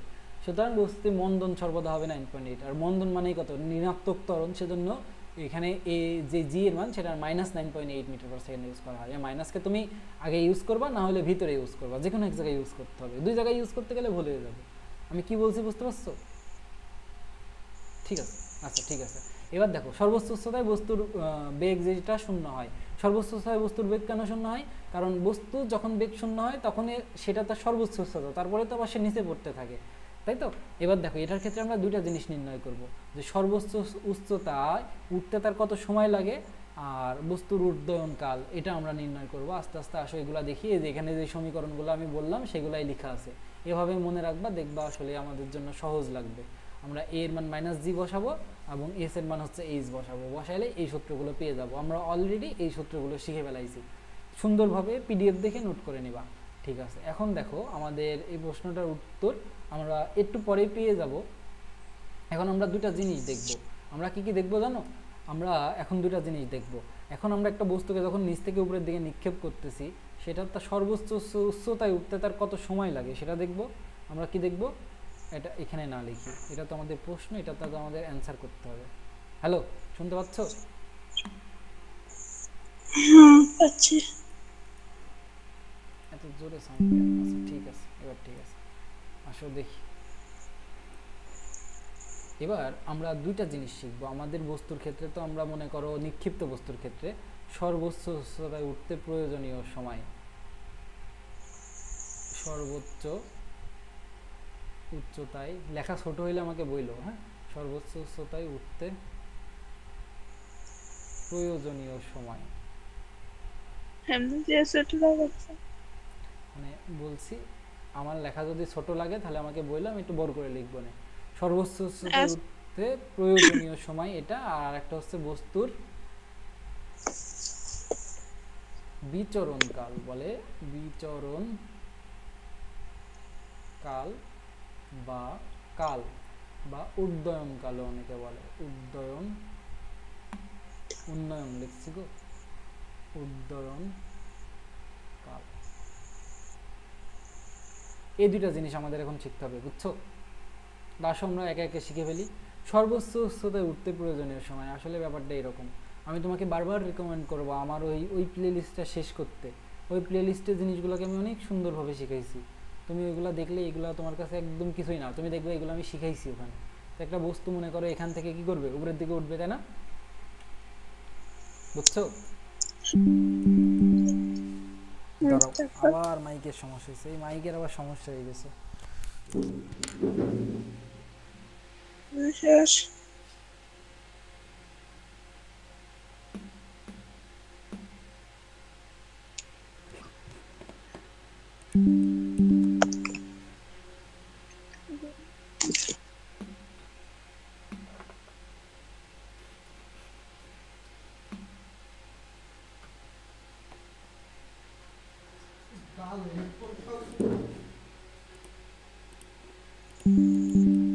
সারাক্ষণ শোনা যাচ্ছে না। আমার আবার মাইকের সমস্যা হয়ে গেল রে। রনি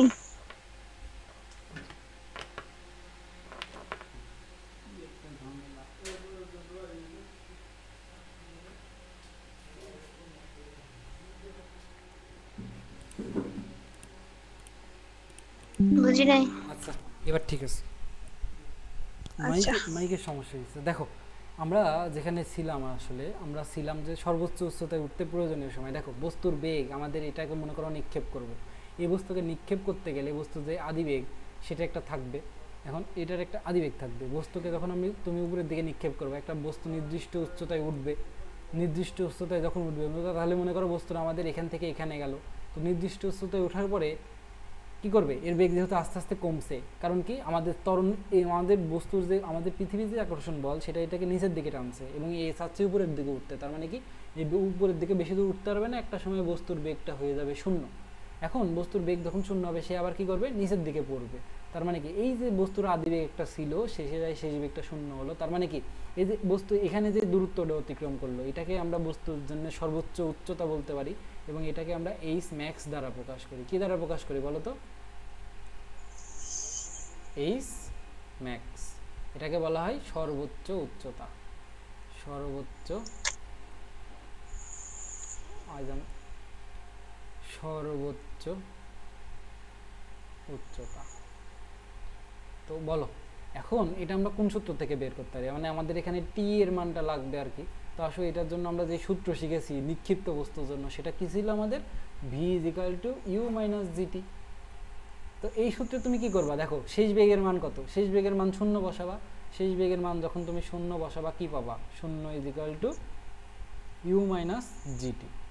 তাহলে তুমি বলো এখান থেকে তুমি টি এর মান কত পাবা? এখানে দেখো শূন্য, তার মানে যদি মাইনাস জিটিকে এই সাইডে নিয়ে আসি তাহলে ইউ সমান তুমি লিখতে পারবা জিটি। তাহলে এখান থেকে টি এর মান কত পাবা? টি এর মান পাবা হচ্ছে ইউ বাই জি। তুমি জি এর মান কিন্তু অলরেডি জানো, সেটা হচ্ছে 9.8। দেখো এখানে জি এর মান কিন্তু তুমি 9.8 ইউজ করবা, কেন? কারণ তুমি কিন্তু এই শুরুতে মাইনাস ইউজ করছো, যার কারণে এটা। আর ইউ আদিবেগের মান কিন্তু তোমাকে দিবে, তার মানে কি তোমাকে যদি একটা নিক্ষিপ্ত বস্তু, একটা বস্তু যদি শুধুমাত্র আদিবেগ দেয়, মানে একটা নিক্ষিপ্ত বস্তু যদি তোমাকে শুধুমাত্র আদিবেগ দেয়, তুমি সেই বস্তুর জন্য কি বের করতে পারবা জানো? সেই বস্তুর সর্বোচ্চ উচ্চতায় উঠতে কি সময় লাগবে সেটা বের করতে পারবা। সর্বোচ্চ উচ্চতায় উঠতে তার এতটুকু সময় লাগবে। আর আরেকটা সমীকরণ থেকে আমরা পাবো, আমাদের আরেকটা সমীকরণ জানা আছে। আরেকটা কোন সমীকরণ জানা আছে বলো তো? এই যে আমাদের এই সমীকরণটা জানা আছে, সেটা হচ্ছে যে h is equal to UT minus half GT square. এই একটা সমীকরণ জানা আছে। এই সমীকরণ তুমি ইউজ করলে এখান থেকে সর্বোচ্চ উচ্চতা এইচ ম্যাক্স এটা পাবা। এইচ ম্যাক্স বের করার জন্য আমাদের আরেকটা সমীকরণ আছে, কারণ কি দেখো এখানে ভি নাই, এটা যেহেতু ভি নাই এটা ব্যবহার করা আমাদের জন্য একটু টাফ। তো আমরা এখানে কোন সূত্রটা ব্যবহার করতে পারি? যে এটা, এই আরেকটা সূত্র আছে না আমাদের, ভি স্কোয়ার সমান ইউ স্কোয়ার মাইনাস 2gh, এই সূত্রটা ব্যবহার করতে পারি। সর্বোচ্চ উচ্চতায় যখন উঠে বস্তুর বেগ হয় শূন্য, তার মানে এখানে তুমি কি করবা? এখানে তুমি এই যে ভি এর মান 0 বসাই দিবা। ভি এর মান যখন 0 বসাবা তাহলে you square minus 2g, H তখন হয়ে যাবে এইচ ম্যাক্স। তার মানে কি ভি ইজ ইকুয়াল টু যখন শূন্য হয় তখন আমাদের এইচ হয়ে যায় হচ্ছে এইচ ম্যাক্স, মানে ওটাই আমাদের সর্বোচ্চ উচ্চতা। তাহলে আসলে এখানে যদি বসাই দিই ইউ স্কোয়ার সমান এই যে মাইনাস 2g এক্সপ্রেশন নিয়ে আসলেন 2g এইচ ম্যাক্স। তাহলে এখান থেকে এইচ ম্যাক্স এর মান কত আসে দেখো তো? এইচ ম্যাক্স এর মান আসে হচ্ছে you square divided by 2g। তার মানে বলো সর্বোচ্চ উচ্চতায় উঠতে তার যে টাইম লাগে সেটা শুধুমাত্র তার আদিবেগের উপর নির্ভরশীল, কারণ জি এর মান তুমি জানো। সর্বোচ্চ উচ্চতায় সর্বোচ্চ উচ্চতা যেটা হচ্ছে এইচ ম্যাক্স, সেটা হচ্ছে you square divided by 2g। তাহলে ওটাও শুধুমাত্র আমাদের নিক্ষেপণ বেগের উপরে নির্ভরশীল। বুঝতে পারলা এই দুইটা সূত্র? এই দুইটা কিন্তু অনেক সময় দেখবা এমসিকিউতে জিজ্ঞেস করে, ওই বহুপদীতে আসে। তুমি আলাদা করে, আমি আসলে আলাদা করে মনে রাখতাম না, আমি কি করতাম এই যে এই সূত্রেই বসাই দিতাম, এই সূত্রে বসাই দিলেই তো এটাই আসে আর কি। তাহলে আলাদা করে মনে রাখার দরকার ছিল না, কিন্তু তুমি চাইলে আলাদা করে মনে রাখতে পারো, বুঝছো? তাহলে এটা হচ্ছে আমাদের উপরে মানে সর্বোচ্চ উচ্চতায় উঠতে প্রয়োজনীয় সময়, এটা হচ্ছে আমাদের সর্বোচ্চ উচ্চতায় উঠতে প্রয়োজনীয় সময়, সর্বোচ্চ উচ্চতায় উঠতে প্রয়োজনীয় সময়।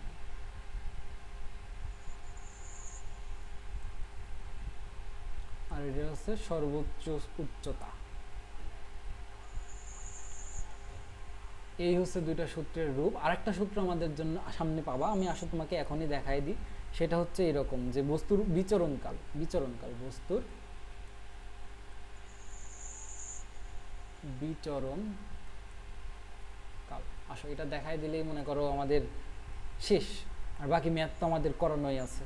তো বস্তুর বিচরণকাল বলতে কিরকম, মনে করো একটা বস্তু আমাদের এখান থেকে কি করবে, সে উপরের দিকে উঠবে। মনে করো এখান থেকে বস্তুটাকে তুমি একটা বেগে উপরের দিকে নিক্ষেপ করবা, সেই বেগে তুমি নিক্ষেপ করলাম মনে করো বস্তুটাকে, তাহলে বস্তুটা ইউ আদি বেগে উপরের দিকে উঠবে। এক সময় কি হবে, বস্তুর বেগ এখানে শূন্য হবে। তো বস্তুর বেগ যখন এখানে শূন্য হবে, বস্তুটা আবার কি করবে, নিচের দিকে পড়তে শুরু করবে, নিচের দিকে পড়তে শুরু করবে। তো বস্তু যখন সর্বোচ্চ উচ্চতায় থাকবে তখন তার বেগ হবে কত? বস্তু যখন সর্বোচ্চ উচ্চতায় থাকবে তখন তার বেগ হবে শূন্য। এই তো, তাহলে আমাদের এখানে বস্তুর কিন্তু দুইটা কন্ডিশন আছে। দুইটা কন্ডিশন কি কি? বস্তু প্রথমত যখন উঠবে, বস্তু যখন সে উঠবে তখন সে হচ্ছে আমাদের নিক্ষিপ্ত বস্তু, নিক্ষিপ্ত বস্তু। আর বস্তু যখন আমাদের সর্বোচ্চ উচ্চতা থেকে নিচের দিকে নামবে তখন সে পড়ন্ত বস্তু। দেখো সর্বোচ্চ উচ্চতায় উঠতে বস্তুর যে টাইম লাগবে সেটাকে ধরো আমরা ধরে নিলাম t1। t1টা কি? সে হচ্ছে সর্বোচ্চ উচ্চতায় উঠতে যে টাইম। ঠিক আছে, মনে করো এটা আমাদের a বিন্দু, এটা আমাদের b বিন্দু। তাহলে t1 হচ্ছে কি হবে বলো তো, আমি তোমাকে লিখে দিই। t1 হবে হচ্ছে এটা, মানে আমাদের a থেকে b তে পৌঁছাতে যে টাইম, a থেকে b তে পৌঁছাতে যে টাইম সেটা হচ্ছে আমাদের t1। আর বি থেকে এ তে আসতে আবার যেই টাইম সেটাকে আমি বলবো হচ্ছে t2। ঠিক আছে, প্রথমে আমরা t1 বের করব, t2 বের করব, যোগ করে দেব, তাহলেই তো বুঝবো বস্তু কতটুকু বিচরণ করলো। ঠিক আছে, আসলে তাহলে t1টা বের করি। কিরে কই যাস, ওই কই যাস কিরা? ও আচ্ছা, দেখো তাহলে এবার আমরা কি করব, মানে প্রথমে বের করব নিক্ষিপ্ত বস্তুর জন্য ওই যে t1 কত। নিক্ষিপ্ত বস্তুর t1 তুমি কত বের করছো দেখো তো। নিক্ষিপ্ত বস্তুর জন্য আমরা তো যখন আমরা সর্বোচ্চ উচ্চতায় উঠতে যতটুকু সময় সেটা বের করছি এইভাবে। দেখো নিক্ষিপ্ত বস্তুর জন্য সর্বোচ্চ উচ্চতায় উঠতে, সর্বোচ্চ উচ্চতা উঠতে প্রয়োজনীয় সময়, প্রয়োজনীয় সময় সেটা আমাদের টি ধরেছিলাম, কিন্তু এখানে যেহেতু দেখো এ থেকে বিতে যাইতে সময়কে t1 ধরেছি, তার মানে এটা t1 ধরবা এবং সেটা পাবা u ডিভাইডেড বাই জি, কারণ আদিবেগ তুমি ইউতে নিক্ষেপ করছো। কোন সূত্র থেকে পাবা? v is equal to you minus g t. এই সূত্র থেকে তুমি কিভাবে পাবা? v এর মান শূন্য বসাবা, তাহলে u মাইনাস জিটি, তাহলে এখান থেকে তুমি কি পাবা? t is equal to u by g. এই তো এটা।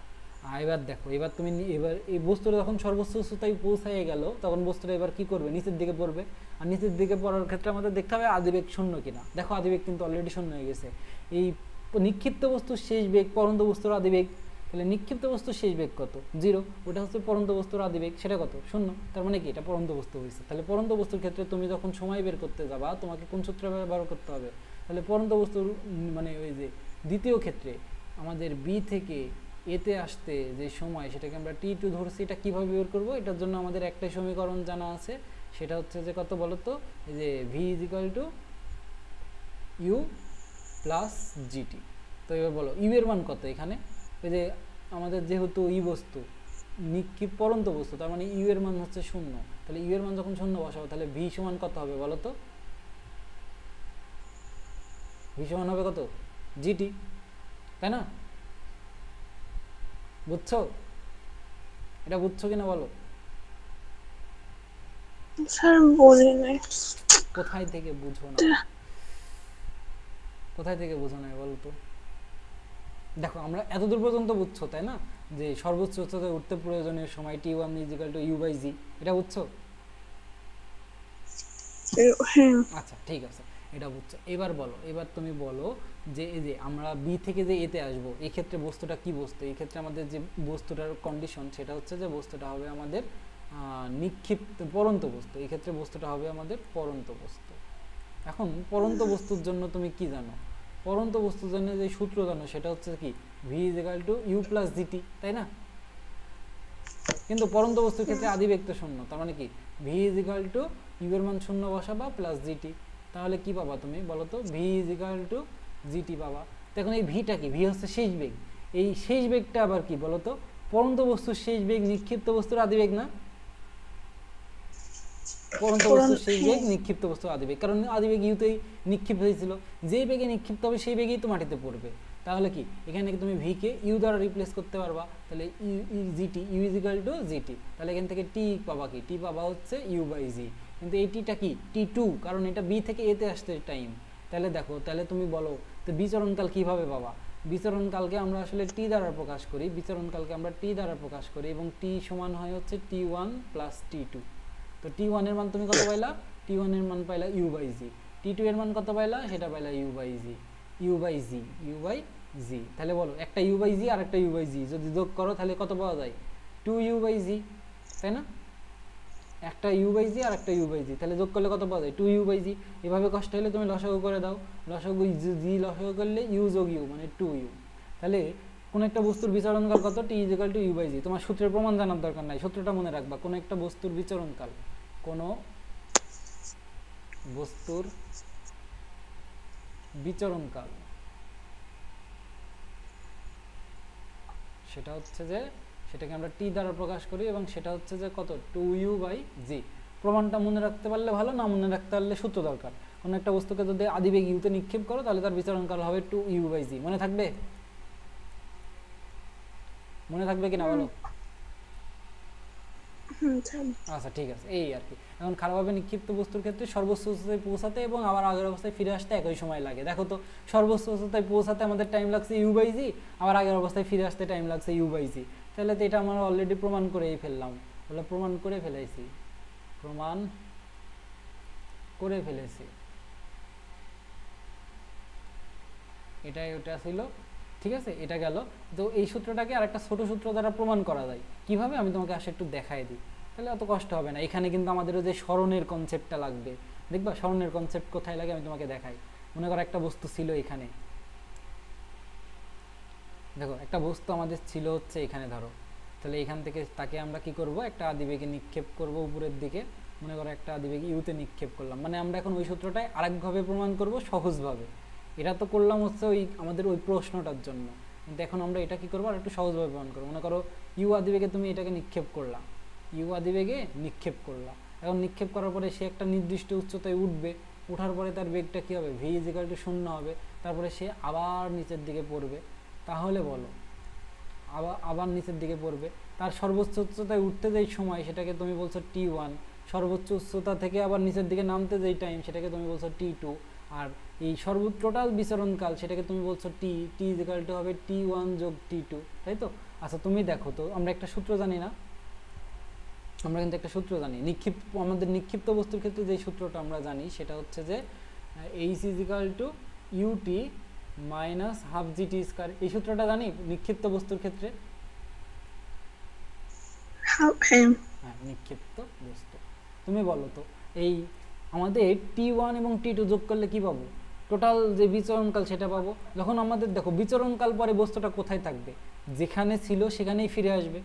বিচরণকাল তো এটাই, বস্তু যেখানে ছিল সেখানে ফিরে আসতে যেই টাইম। বস্তু ছিল আমাদের ইউতে, মানে আদি অবস্থান কোথায়? আদি অবস্থান ভূমিতে। আমাদের বলো আদি অবস্থান কোথায়? ভূমিতে। ভূমিতে আদি অবস্থান, আদি অবস্থান কি ভূমি।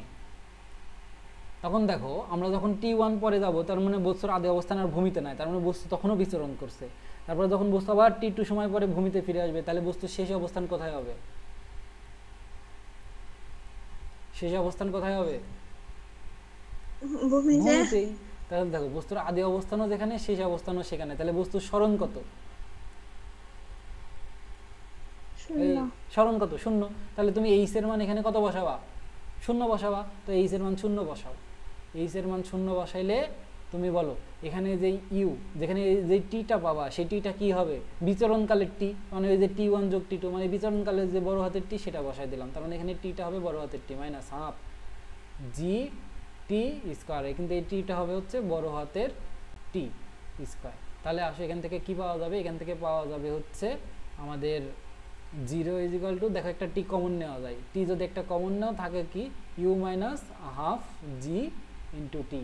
দেখো দুটা জিনিসের গুণফল 0, তাহলে তার মানে তুমি কি লিখতে পারবা, হয় এটা ইজ ইকুয়াল টু 0 অথবা এটা ইজ ইকুয়াল টু 0। তাহলে লেখা যায় হয় টি ইজ ইকুয়াল টু 0 অথবা u minus half g into t is equal to 0। যেহেতু টি ইজ ইকুয়াল টু 0, তাহলে এটা ক্যালকুলেশন করা লাগবে। ক্যালকুলেশন যদি করো তাহলে এখান থেকে টি এর মান কত পাবা? তো এখান থেকে পাবা হচ্ছে হাফ জি টি সমান ইউ। তাহলে এই মাইনাস হাফ আছে, হাফের দুই দিকে গুণ হয়ে যাবে, তাহলে জি টি সমান হবে কত? 2u। তাহলে এখান থেকে টি এর মান কত আসবে? টি এর মান আসবে হচ্ছে 2u ডিভাইডেড বাই জি। তার মানে দেখো বস্তু দুই সময় কিন্তু ভূমিতে থাকবে। যখন টি ইজ ইকুয়াল টু 0 তখন ভূমিতে থাকবে, আর যখন বস্তু একবারে 2u বাই জি তখন ভূমিতে থাকবে। তো বলো বিচরণকাল কোনটা, এটা নাকি এটা? এটা নিশ্চয়ই বিচরণকাল, এটা হচ্ছে আমাদের বিচরণকাল। তুমি যেই সূত্র দ্বারাই করো একই জিনিস পাবা। এটা আমরা দেখাইলাম হচ্ছে এই প্রশ্নটার জন্য আর কি, আর এটা আমরা দেখাইলাম হচ্ছে এক্সট্রা অল্টারনেটিভ। আমি তোমাকে আজকে প্রমাণগুলো কেন করাই দিলাম, কারণ আমরা অলরেডি এটার ম্যাথ করে রাখছি আর কি, সেজন্য এটার ম্যাথ নিয়ে আমাদের টেনশন নাই, ঠিক আছে? যে উড্ডয়নকাল অলরেডি বের করে ফেলাইছি, বস্তুর উড্ডয়নকাল আমরা কত বের করলাম? বস্তুর উড্ডয়নকাল বলতে বোঝাচ্ছে যে বস্তু আসলে উঠবে কতটুকু টাইমে। এখন ওই যে ফ্লাইট আর কি ছিল না, যখন ট্রেন আর কি উড়ে, তাহলে ট্রেন উড়া বলতে বোঝায় কি ট্রেন কতক্ষণ সময় থাকবে, উড্ডয়নকাল সেটা কত হবে, বস্তু যখন এখান থেকে সর্বোচ্চ উচ্চতায় যাবে সেটা পর্যন্ত, মানে বস্তু এখান থেকে এখানে যাবে, এটার জন্য যে টাইম লাগে সেটাকে আমরা বললাম হচ্ছে ধরো T1, এটার জন্য যে টাইম সেটাকে আমরা ধরলাম হচ্ছে T1, তার মানে এখানে T1, ঠিক আছে। এই উড্ডয়নকাল কত, উড্ডয়নকাল আমরা T1 সমান পেয়েছি হচ্ছে U/G, এটা আমরা অলরেডি প্রমাণ করে ফেলাইছি। আচ্ছা, তারপরে আসতেছে এই যে উড্ডয়নকাল, আচ্ছা উড্ডয়নকাল, সরি আমি তো ভুল বললাম, উড্ডয়নকাল মানেই তো বিচরণকাল, আমি তো অলরেডি লিখে দিলাম বিচরণকাল। আর বিচরণকাল আমরা প্রমাণ করলাম হচ্ছে 2U/G, আর উঠতে যে টাইম সেটা হচ্ছে T1, নামতে যে টাইম সেটা হচ্ছে আমাদের T2, আর T1 T2 যোগ করলে যেটা আমরা পাবো এটাও তো আমরা U/G পাইছি। কি যে লিখছি, এটা আমরা পাইলাম হচ্ছে U/G, T2 এর মানও পাইলাম U/G, এই দুইটা যোগ করে দিলে আমরা কি পাবো, T পাবো, সেটা হবে T1 যোগ T2 এবং সেটা হবে কত 2U/G। এটা হচ্ছে আমাদের উড্ডয়নকাল, যাকে আমরা বলে হচ্ছে বিচরণকালও বলে থাকি। এটা হচ্ছে গেল। আর এই হচ্ছে আমাদের কিছু সূত্র আছে বা আমাদের অঙ্ক আছে আর কি, অঙ্কগুলো যদি করাই দিতে পারি। কয়টা অঙ্ক আছে তোমাদের হাতে, টাইম আছে অঙ্কগুলো করাই দিব? করাই দিব। আমাদের অঙ্কগুলো করাইতে বেশি টাইম লাগবে না, আমরা যেহেতু সব বুঝে গেছি, আমরা শুধুমাত্র সূত্র লিখবো আর সলিউশন করে ফেলবো। তো দেখো আমরা তাড়াতাড়ি করাই দিব। তো দেখো 60 মিটার উঁচু একটি দালানের ছাদ থেকে কোনো বস্তুকে ছেড়ে দিলে এটি কত বেগে ভূমিতে আঘাত করবে। তার মানে আমাদের কি যাচ্ছে, দেখো আমাদের এখানে ভূমি আছে অবশ্যই, তো একটা দালানও আছে, সেই দালানের উচ্চতা কত 60 মিটার। তার মানে এটা মনে করো সেই দালানের উচ্চতা, সেটা হচ্ছে আমাদের কত মিটার, এটা হচ্ছে আমাদের 60 মিটার, এটা হচ্ছে আমাদের মনে করো 60 মিটার। তার মানে এখানকার যেই এইচ সেটা হবে হচ্ছে 60 মিটার, ঠিক আছে। মানে একটা বস্তুকে ছেড়ে দিলে, তার মানে এখান থেকে একটা বস্তুকে ছেড়ে দেওয়া হয়েছে, বস্তুকে যেহেতু ছেড়ে দেওয়া হয়েছে তার মানে আদিবেগ শূন্য, আর এটা শেষ বেগ কত হবে সেটা জানতে চাচ্ছে। আর এখানে যে ত্বরণ সেটা হচ্ছে যে কাজ করছে, যে নিচের দিকে কাজ করছে, তার মানে জি এর মান পজিটিভ। তাহলে আমরা এই সাইডের মধ্যে সম্পর্ক কি জানি বলো তো, আমরা জানি v² = u² + 2g, এই সম্পর্কটা জানি না। আর এখান থেকে যদি পরন্ত বস্তুর ক্ষেত্রে সূত্র জানতে চাই সেটা হচ্ছে v² = 2gh ছিল, কারণ ইউ এর মান শূন্য ছিল। তাহলে এখানে এবার মান বসায় দাও, তাহলে ভি এর মান তুমি পেয়ে যাবা, কত বেগে ভূমিকে আঘাত করবে সেটা এই যে এই সূত্র দ্বারা পাবা আর কি। দেখো তাহলে ভি সমান তুমি পাবা √2gh। তাহলে তুমি বলো 2 এর মান তো 2, জি এর মান হচ্ছে 9.8 আর এইচ এর মান হচ্ছে 60, ক্যালকুলেশন করলে কি মান পাবো না, একটা মান পাবা। এটাই হচ্ছে আমাদের অ্যান্সার হবে। বুঝতে পারলা, কিছু বুঝলা, কত আসে?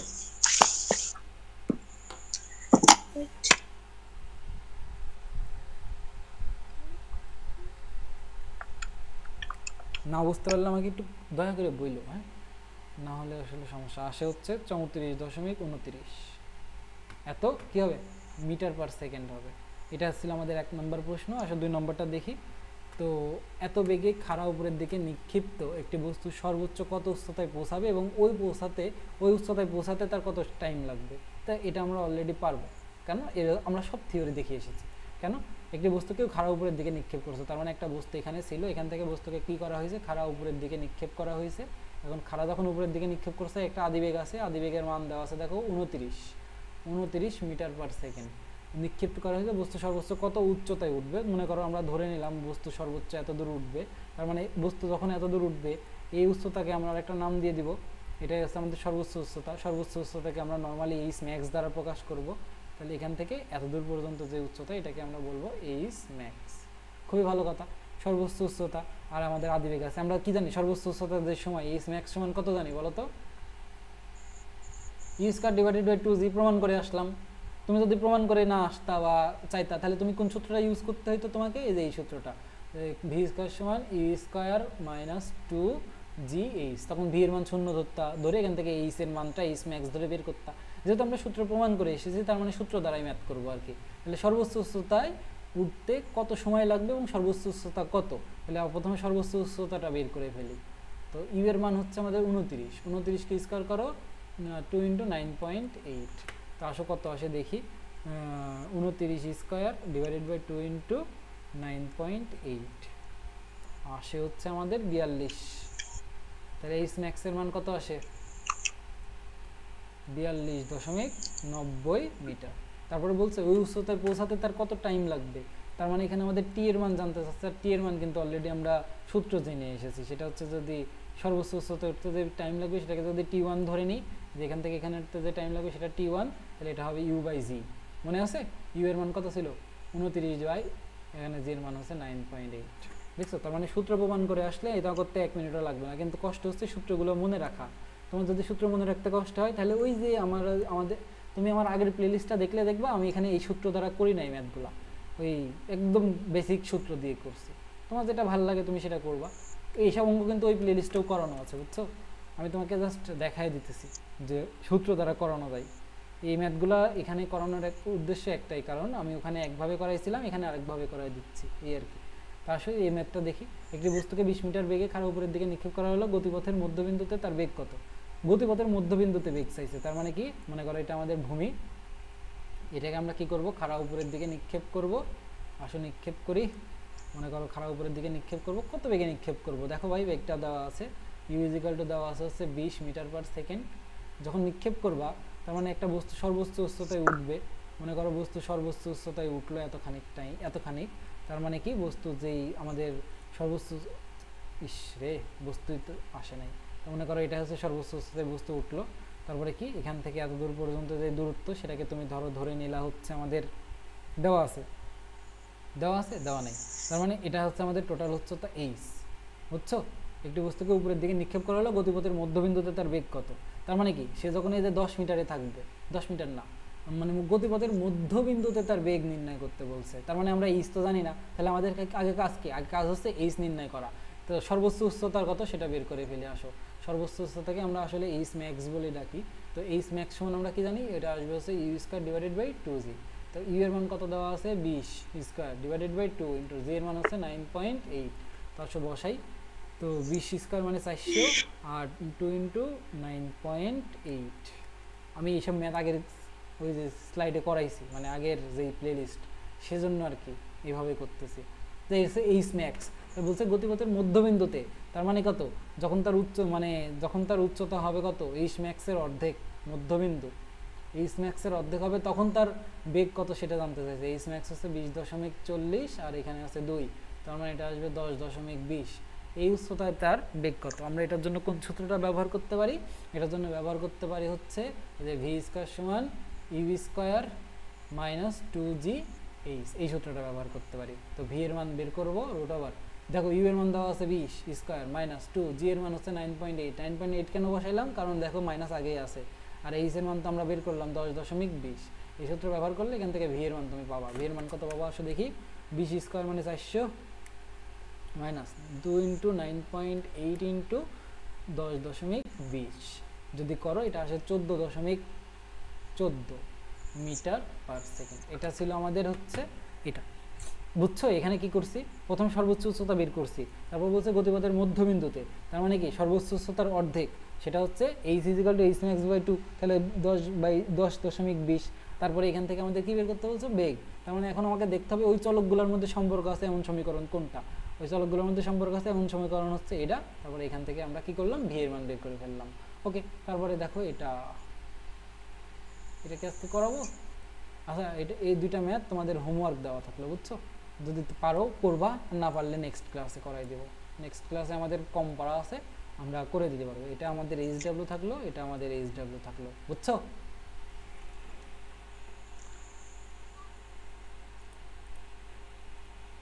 আমারটা এতে দেখি। আমি তোমাকে পিডিএফ তো দিয়ে দিব না, একটু পরে দেখে নিও। হ্যাঁ, আচ্ছা, তারপরে দেখাচ্ছি। এই যে দুইটা, এটা আর এটা, পিডিএফ স্ক্রিনশট নিতে পারো। এটা। আর নেক্সট ক্লাসে আমরা আরেকটা ছোট টপিক দেখবো, সেটা হচ্ছে গতি লেখচিত্রগুলো আছে না, সেই লেখচিত্রগুলো দেখবো। খুবই সংক্ষেপে দেখবো, যাতে আর কি সমস্যা না হয়। তারপরে এই অধ্যায় শেষ। এই অধ্যায় কালকে শেষ হবে। ধরো আজকে রেকর্ডিংটা অফ করি।